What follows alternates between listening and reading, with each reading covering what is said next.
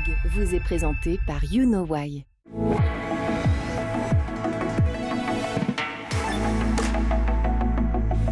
Bonjour à tous, très heureux de vous retrouver. School TV Le Mag, une demi-heure consacrée à la scolarité de vos enfants. À chaque fois, une thématique forte, une initiative sur le plan local et ou national, toujours avec Alix Nguyen. Salut Alix. Salut Patrice. On y va pour le sommaire de cette édition. Donner les clés de la réussite aux élèves des quartiers défavorisés. C'est le credo de Ma Chance Moi Aussi. Après 9 ans d'existence, déjà, l'association, oui, peut se targuer d'avoir soutenu, aidé, inspiré et surtout donné confiance à plusieurs centaines d'enfants désormais avec des rêves plein la tête, vous le verrez dans un instant. L'école remplit-elle toujours sa mission en termes d'éducation et d'égalité des chances? Telle est la question. Comment faire évoluer notre modèle? Est-ce un problème de moyens, de volonté politique, de vision aussi? Élément de réponse là aussi dans un instant. Et puis, vous le savez, dans le Mag, il y a une loupe. La loupe, c'est avec Alix. Oui, et je vous parle de Toi Demain, une association qui aide les jeunes à trouver leur voie. Je travaille ce tourner de tête, tu sais. À chaque fois. De mieux en mieux. Allons-y. Et je vous présente sans plus tarder notre invitée en plateau. Bonjour Fanny Bozonnet. Bonjour. Merci d'avoir accepté notre invitation. L'heureuse directrice générale de Ma Chance Moi Aussi. Ma Chance Moi Aussi. 12 établissements, bientôt 13, Exactement. déjà en 9 ans d'existence. Qui vous a tendu la main quand vous étiez plus jeune? Oh, moi j'ai eu beaucoup de chance quand j'étais jeune. J'ai grandi dans une famille avec une maman enseignante. D'accord. Qui a été à mes côtés pendant toute mon enfance et ma scolarité. Et c'est une vraie chance et je le vois aussi au quotidien aujourd'hui auprès des enfants qu'on accompagne. Vous avez reproduit effectivement le modèle. Ouais. Et on va bien sûr en détail voir comment vous accompagnez tous ces enfants, plus de 400 enfants. Je vais vous poser effectivement la question. Si vous deviez définir Ma Chance Moi Aussi en 3 mots, ce serait quoi? C'est court, 3 mots. C'est une chance pour tous les enfants. Une chance pour les enfants les plus vulnérables de grandir sereinement. Et Ma Chance Moi Aussi, en images, ça donne ça.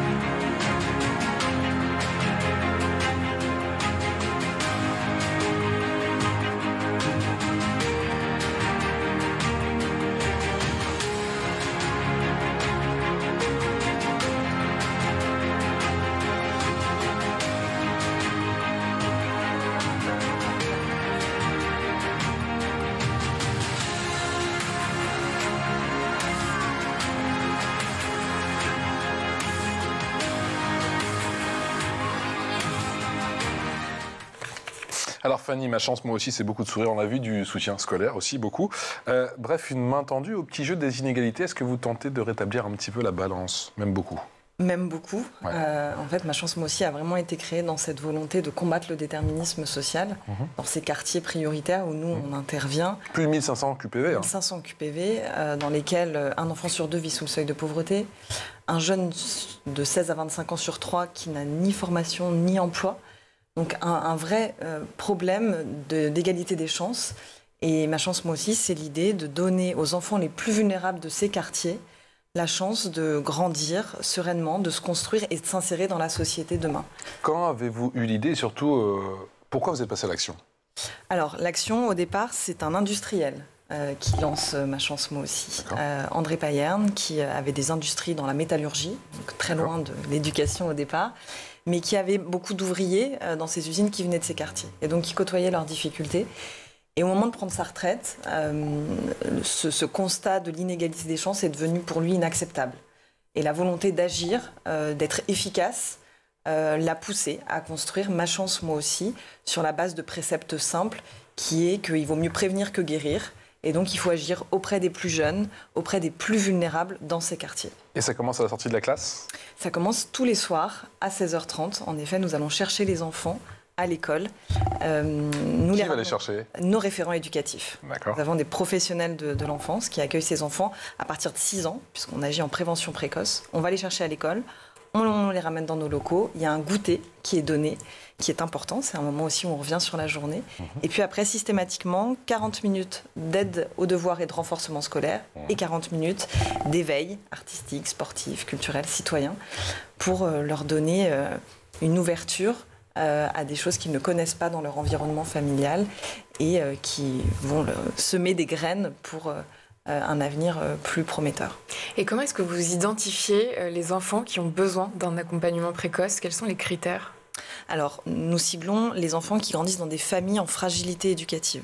C'est-à-dire qu'on va aller repérer des familles qui cumulent un certain nombre de critères de vulnérabilité assez lourds. Donc pas seulement les monoparentales, j'imagine. Alors il y a nombreuses familles monoparentales, il y a l'intégralité de nos familles qui vivent sous le seuil de pauvreté, donc un critère financier, mais aussi des critères d'isolement social, des familles qui parfois ont des handicaps, de la maladie, et puis surtout on va regarder le cadre éducatif, puisque nous intervenons vraiment sur cette volonté de poser un cadre éducatif auprès de ces enfants. C'est des enfants qui, après l'école, rentrent chez eux et les parents n'arrivent pas toujours à leur transmettre les valeurs qu'ils voudraient leur transmettre, n'arrivent pas toujours à poser un cadre parce qu'elles sont prises dans des problématiques du quotidien, parfois de survie, il faut le dire.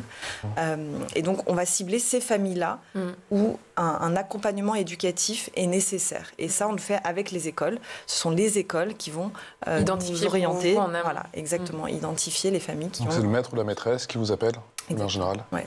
C'est les premiers acteurs, c'est nos premiers partenaires de terrain, l'école. Combien d'enfants suivis depuis 2015, suivis, soutenus? Alors là, on a 500 enfants suivis, soutenus depuis 2015, avec un premier établissement pilote qui est né à Chambéry en 2015. Ah, pourquoi Chambéry? Parce que justement, il était là-bas. Voilà, la Savoie était la Savoie. Le cœur. Elle est toujours le cœur.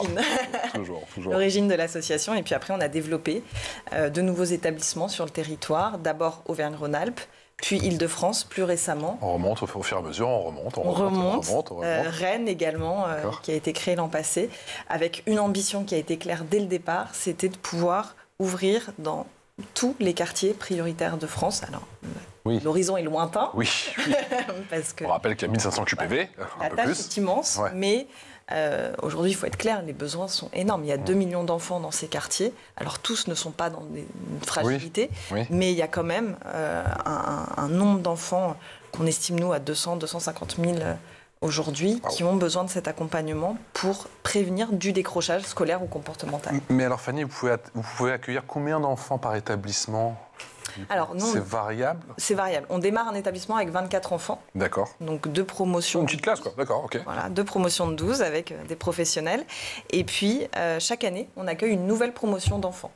Sachant que notre modèle de globalité, d'accompagnement, c'est sur du long terme. Sur 10 ans, hein. Exactement. C'est jusqu'à la fin. De 6 à 16, en gros? Ouais, en gros. Voilà.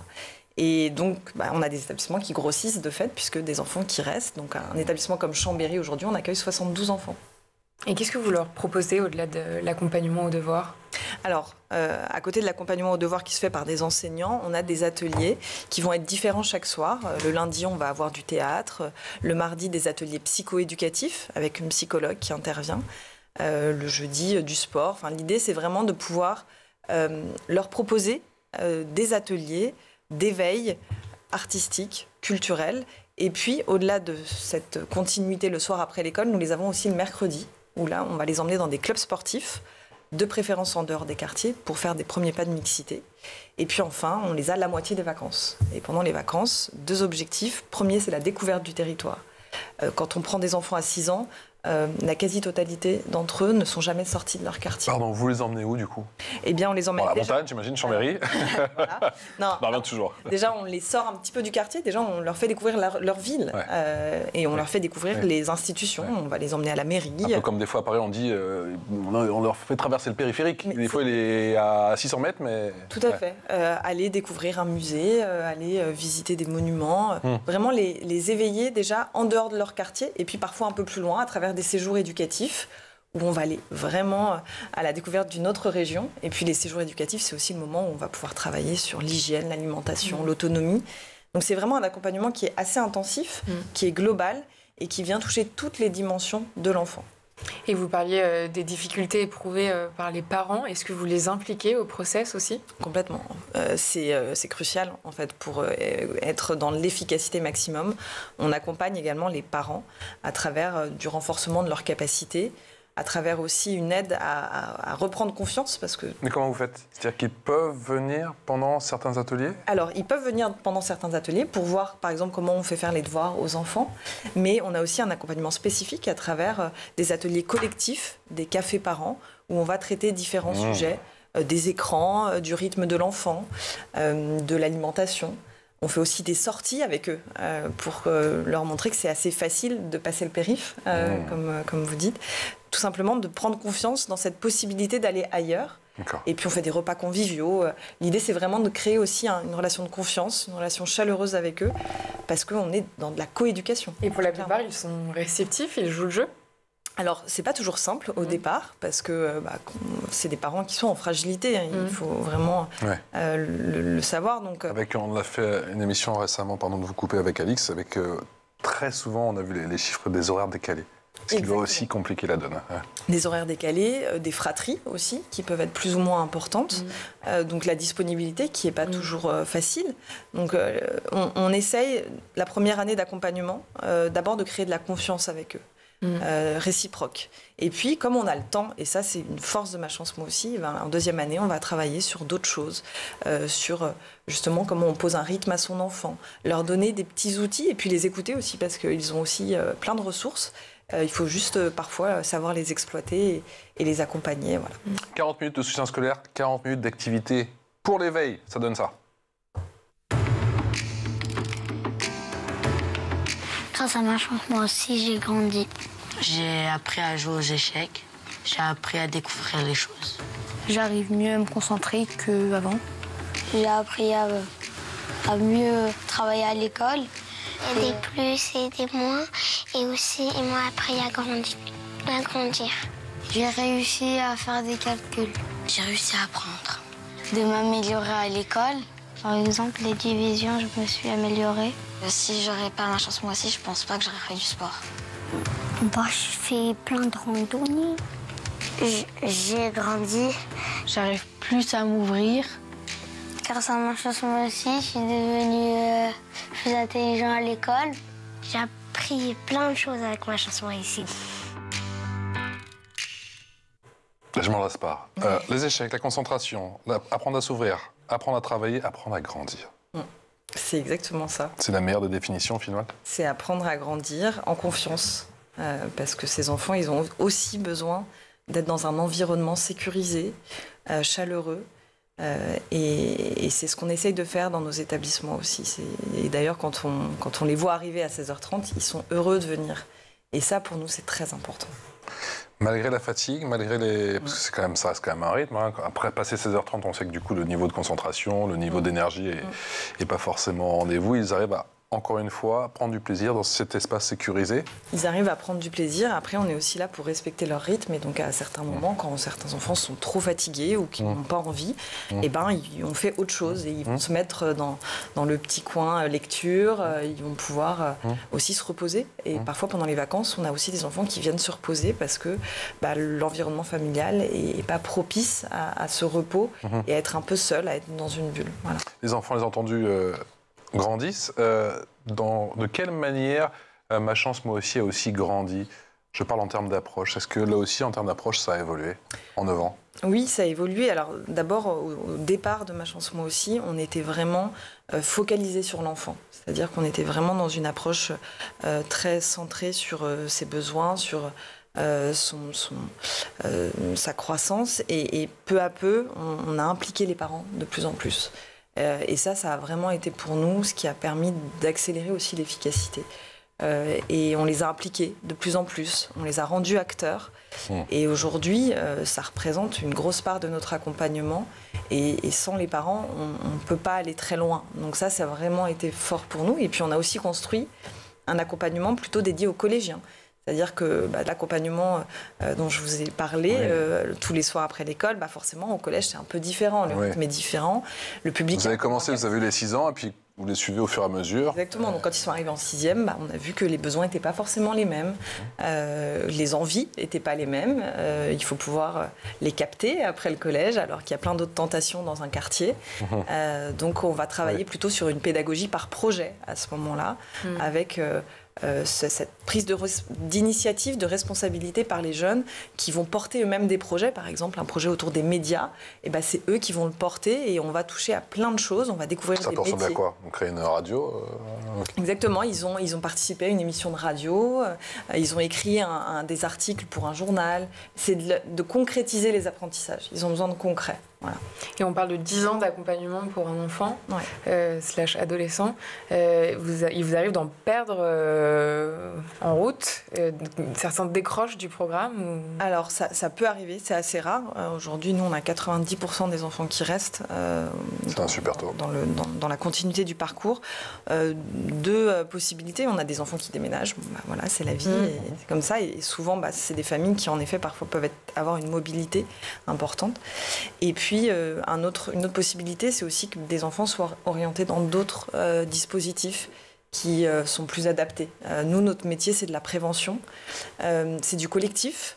Et certains enfants ont besoin parfois d'un suivi plus poussé, d'un éducateur spécialisé. Donc, c'est un peu différent. Donc là, on va travailler avec les assistantes sociales pour qu'ils soient orientés dans un dispositif plus adapté. Et puis, parfois, on a aussi des familles qui vont un peu mieux et n'ont plus besoin. Et donc, tant mieux. Et donc, des enfants qui laissent la place aux autres, du coup. Voilà, qui arrivent au collège avec tous les savoirs fondamentaux, les codes, les valeurs. Voilà, on est toujours là, mais on n'est pas indispensable dans leur parcours. Ouais. C'est l'heure de la loupe. La loupe, c'est avec Alix.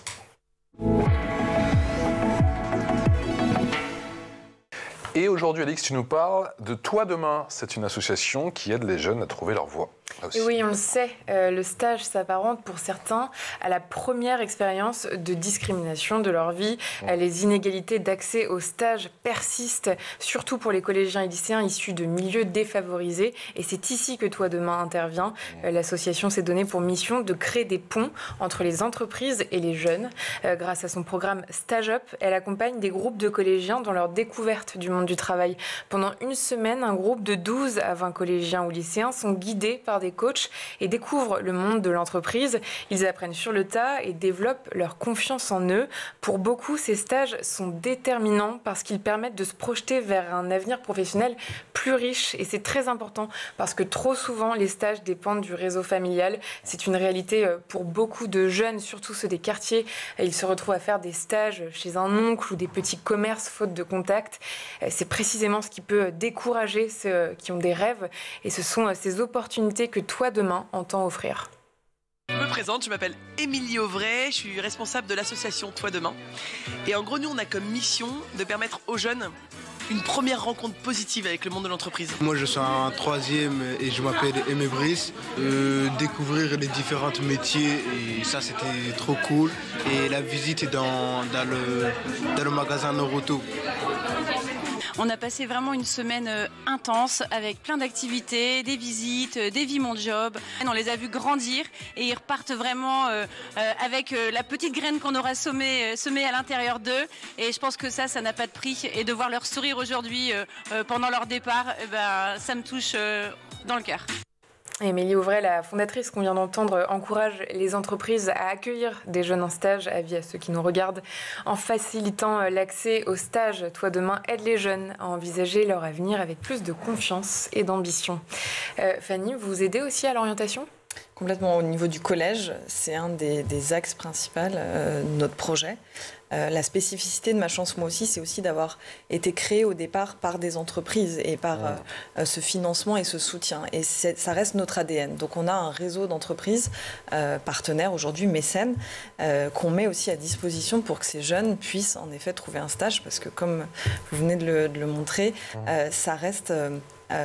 une difficulté très forte pour les jeunes des quartiers prioritaires qui n'ont pas de réseau. Et pourtant, la découverte métier, l'insertion, l'immersion en entreprise, elle est capitale. Et nous, on démarre dès la 6e, justement, pour concrétiser certains métiers dont ils n'auraient même pas idée.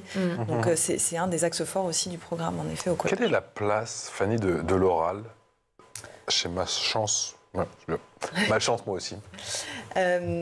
C'est pour nous leur faire prendre conscience qu'il faut respecter l'autre.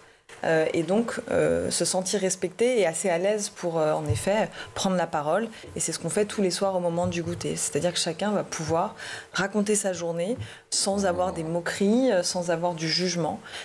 C'est vraiment dans les valeurs qu'on essaye de transmettre, c'est le non-jugement, c'est la bienveillance les uns envers les autres, et progressivement, tout au long du parcours du CP au CM2, c'est leur donner cette place-là pour qu'ils puissent parler, pour qu'ils puissent s'exprimer auprès des autres, mais aussi parfois auprès de leur famille, quand on fait des petits spectacles, auprès parfois de visiteurs, de mécènes, ou bien d'acteurs publics qui viennent visiter nos établissements. Donc l'oralité et la façon dont on va pouvoir s'exprimer sans jugement est très importante pour nous. Est-ce qu'il y a un phénomène de mentorat qui s'instaure entre les élèves, du coup? Alors on essaye de le mettre en place aujourd'hui. C'est-à-dire que pour les plus grands, c'est-à-dire qu'on a certains jeunes qui arrivent en 4e, 3e, et même après, en post-collège, on réfléchit à cette idée, en effet, que ces jeunes qui sont plutôt sur une bonne voie accompagnent ces plus jeunes qui arrivent à Ma Chance Moi Aussi, qui ont 6 ans,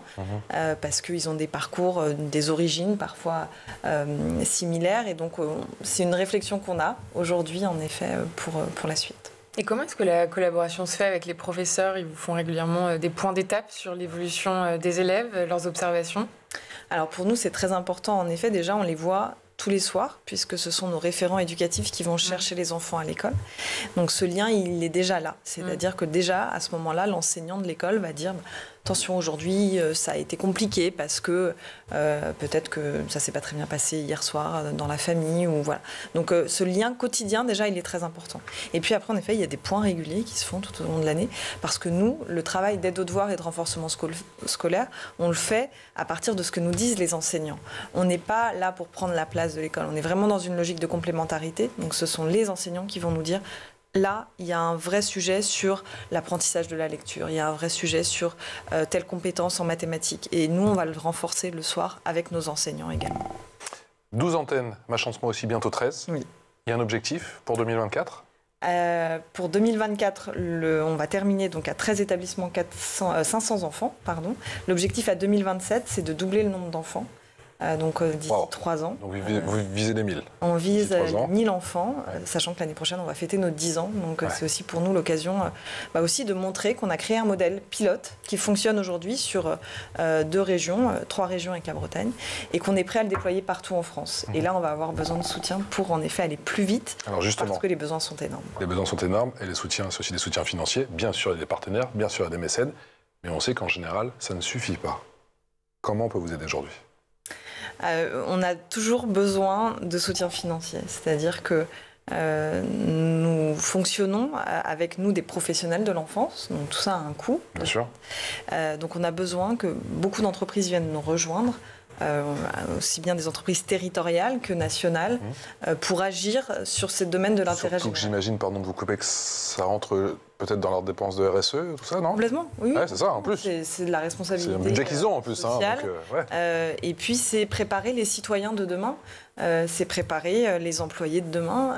Et on sait aujourd'hui parfois la difficulté de recruter de ces entreprises, parce que les jeunes n'ont pas forcément les codes, n'ont pas forcément les savoirs fondamentaux. Et nous, on va vraiment travailler là-dessus. Donc, on a besoin des soutiens financiers du monde de l'entreprise, mais aussi des acteurs publics. Et on a besoin que les acteurs publics nous rejoignent davantage dans ce développement qui devient pour nous indispensable. Voilà. Il vous arrive aujourd'hui de refuser des élèves faute de place ? Faute de place et faute parfois de visibilité sur des soutiens financiers. C'est-à-dire qu'on ne veut pas, nous, demain, prendre des enfants et au bout de 6 mois, leur dire « Ah bah non, finalement, on ne peut plus parce qu'on n'a plus d'argent ». Donc, on solidifie et on a une gestion, comme une entreprise, une gestion financière qui est très efficace, qui fait que en effet, on prendra de nouveaux enfants que si on est sûr de pouvoir assurer l'accompagnement pendant 10 ans de ces enfants. Donc oui, en effet, parfois il y a des choix à faire. Parfois il y a des choix, parfois on repousse des ouvertures d'établissements parce que, comme en ce moment où le contexte économique est particulier, où il y a de l'incertitude, on est incertain. C'est dit poliment. Voilà. Particulier. Et donc, On repousse, là, typiquement, on devait ouvrir un autre établissement en Auvergne-Rhône-Alpes, on l'a décalé un petit peu parce qu'on n'est pas sûr des engagements financiers. Bon, on a un gouvernement, c'est déjà ça. Avançons petit à petit. Fanny, vous l'avez rappelé, l'année prochaine, avec Ma Chance Moi Aussi, vous allez déjà fêter vos 10 ans, avec bien sûr de bien beaux objectifs à l'horizon, vous me l'avez dit, 2027. Ce qui est intéressant, c'est que vous suivez pendant une période de 10 ans, vous le rappeliez effectivement, tous ces enfants, tous ces élèves, et que vous allez commencer à voir le véritable fruit de votre travail sur ce long suivi, parce que effectivement, vous misez sur le long terme. Vous avez aujourd'hui des élèves de 16, 17 ans, justement, qui ont bénéficié de tout ce savoir et qui ont des rêves totalement fous, des rêves plein la tête, qui ont ouvert le champ des possibles. Oui, on a une première promotion qui est sortie l'année dernière, qui était donc en 3e, donc avec tous les jeunes qui sont sortis avec déjà leur brevet, certains, la majorité avec mention, et une orientation choisie. Que ce soit en filière générale ou professionnelle, nous, l'objectif, c'est juste qu'ils trouvent leur voie. Et ça, c'est très important. Pas tous en faire forcément des ingénieurs. L'idée, c'est vraiment qu'ils aient les savoirs fondamentaux, les codes, l'ouverture aux autres, les valeurs. Et une orientation, une vie choisie. Donc déjà, on a ces orientations-là, donc avec, pour l'instant, une belle réussite. Et puis après, nous, on évalue les enfants tout au long de l'année, sur 10 ans. On vient de faire une étude d'impact aussi pour justement mettre en avant le modèle et on voit en effet que... Et ça parle aux décideurs, ça parle aux élus. On va l'appuyer. Il faut leur parler chiffres, hein. Faut leur parler chiffres. Ah vous reviendrez. Voilà, on reviendra pour vous donner... Il faut venir chiffrer à l'appui, effectivement. Et il y a des futurs champions d'échecs ou pas? On a eu un champion d'échecs régional, voilà, à Chambéry, parce que, et d'ailleurs, les enfants se prennent de passion pour les jeux d'échecs dès l'âge de 6 ans. On avait un prof d'échecs aussi assez incroyable. C'est incroyable. Voilà, c'est une vraie passion pour certains. Je crois qu'il y a la série sur Netflix qui a fait aussi, je ne sais plus comment elle s'appelait, qui a fait aussi, qui a fait beaucoup. Merci infiniment. Merci beaucoup Fanny. Fanny Bozona, directrice générale de Ma Chance. Moi aussi, merci d'être venue nous présenter effectivement cette très belle association. Merci. Et on espère vous revoir très bientôt. Merci. Pour la suite, pour cette très belle suite. Ma chère, j'allais dire Fanny. Non, ma chère Alix, on se retrouve demain. À demain. Pour un nouvel épisode de School TV Le Mag. Je vous souhaite une excellente journée en notre compagnie. Ciao.